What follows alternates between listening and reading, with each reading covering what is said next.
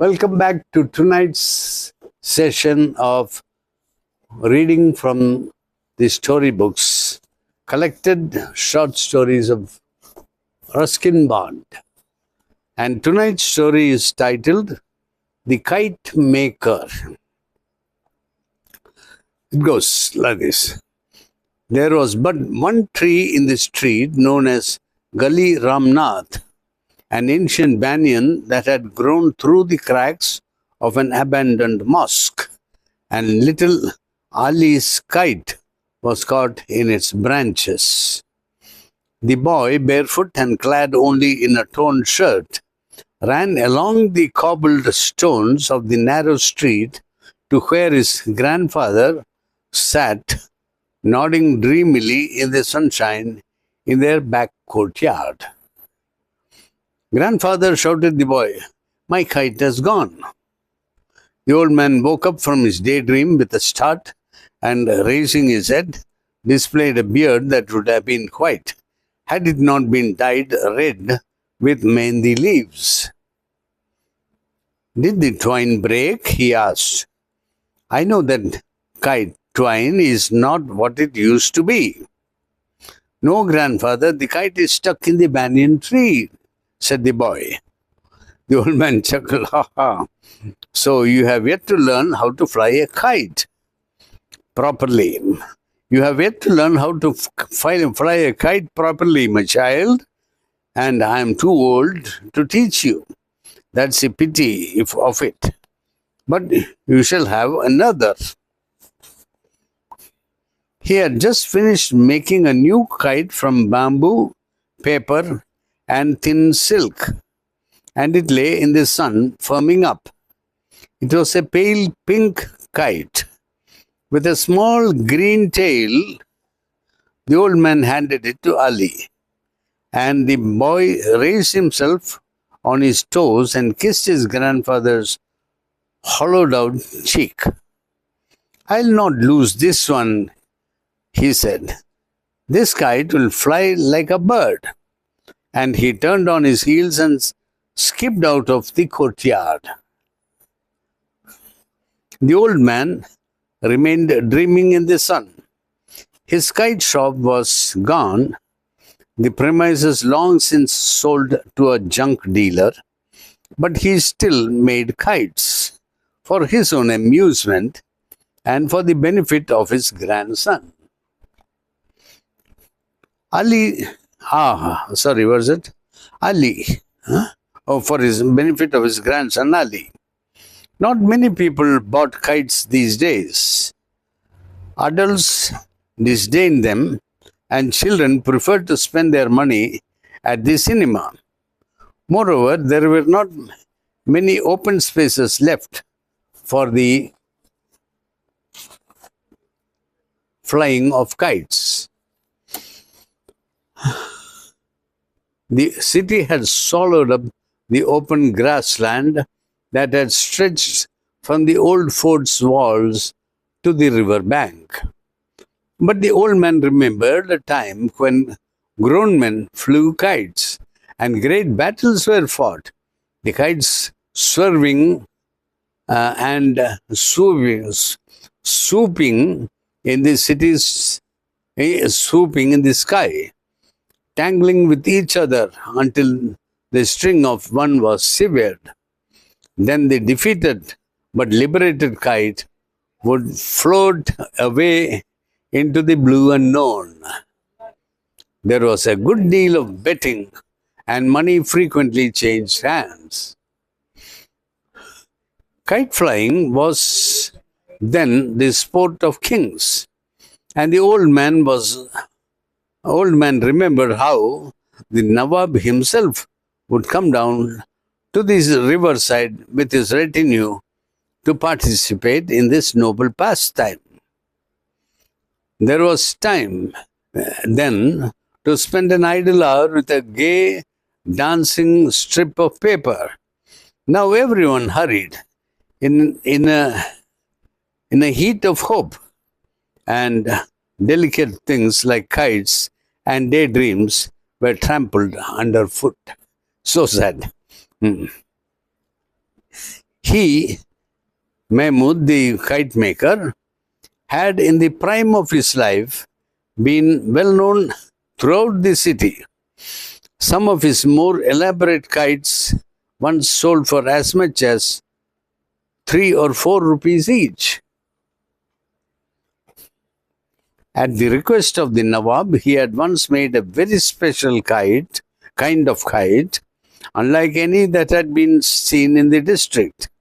It consisted of a series of small, very light paper discs trailing on a thin bamboo frame. To the end of each disc, he fixed a sprig of grass, forming a balance on both sides. The surface of the foremost disc was slightly convex, and a fantastic face was painted on it, having 2 eyes made of small mirrors. The discs, decreasing in size from head to tail, assumed an undulatory form and gave the kite the appearance of a crawling serpent. It required great skill to raise this cumbersome device from the ground, and only Mahmud could manage it. Everyone had heard of the dragon kite that Mahmud had built, and word went round that it possessed supernatural powers. A large crowd assembled in the open to watch its first public launching in the presence of the Nawab. At the first attempt, it refused to leave the ground. The discs made a plaintive, protesting sound, and the sun was trapped in the little mirrors, making the kite a living, complaining creature. Then the wind came from the right direction, and the dragon kite soared into the sky, wriggling its way higher and higher. The sun still glinting in its devil eyes. That's interesting. And when it went very high, it pulled fiercely at the twine, and Mahmud's young sons had to help him with the reel. Still the kite pulled, determined to be free, to break loose, to live a life of its own, and eventually it did so. The twine snapped. The kite leaped away towards the sun, sailing on heavenward until it was lost to view. It was never found again, and Mahmud wondered afterwards if he had made too vivid, too living a thing of the great kite. He did not make another like it. Instead, he presented to the Nawab a musical kite, one that made a sound like a violin when it rose into the air. Those were more leisurely, more spacious days.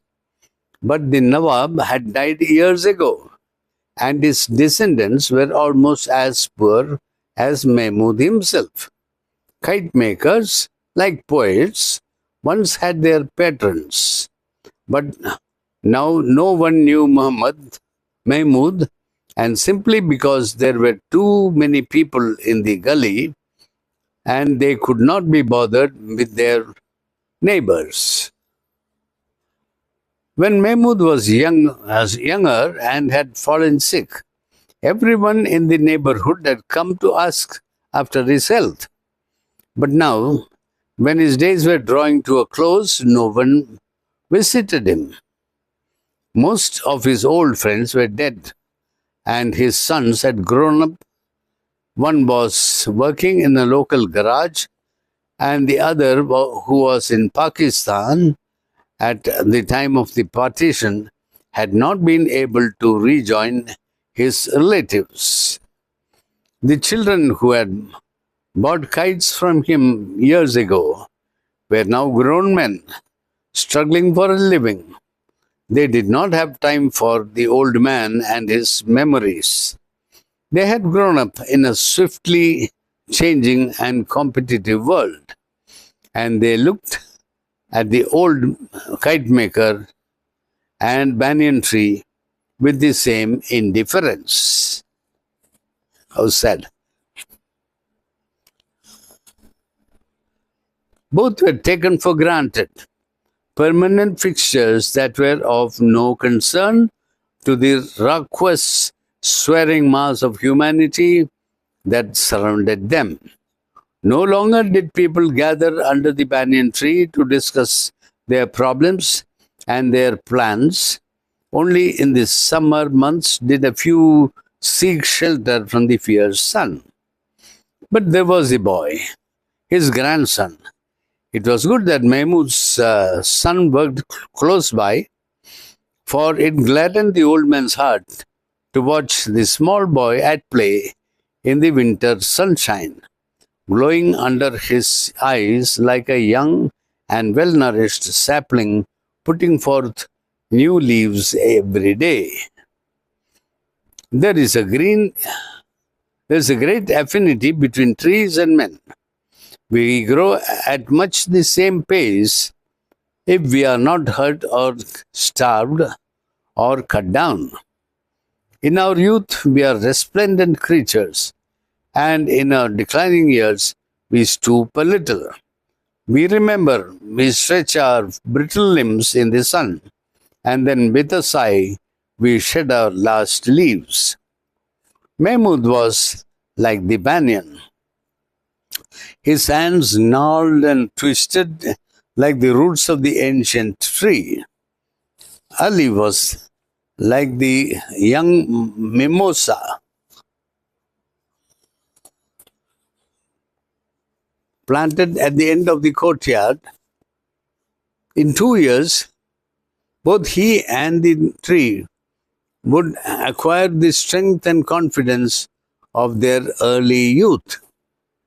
The voices in the street grew fainter, and Mahmud wondered if he was going to fall asleep and dream, as he so often did, of a kite so beautiful and powerful that it would resemble the great white bird of the Hindus, Garuda, God Vishnu's famous steed.